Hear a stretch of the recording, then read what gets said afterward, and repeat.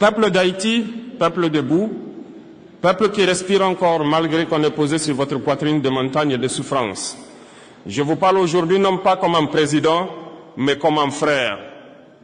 Un frère qui voit un autre frère s'effondrer, non pas par faiblesse, mais parce qu'on l'étrangle depuis trop longtemps avec des mains qui ne sont pas les siennes.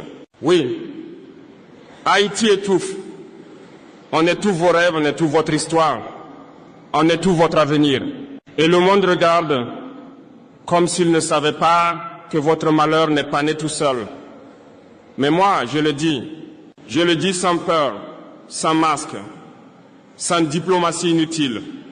Cessez d'étouffer Haïti. Laissez ce peuple respirer. Votre misère n'est pas un accident. Haïti, vous n'êtes pas pauvre. Vous avez été appauvri.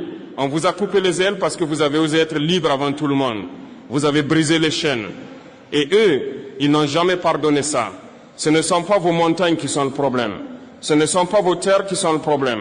Ce n'est pas votre peuple qui est le problème. Le problème, c'est que vous avez montré au monde que des Noirs pouvaient se libérer seuls. Et pour cela, ils ont décidé que vous ne respireriez plus jamais normalement. Alors, on vous étouffe par la dette, par les interventions, par les marionnettes.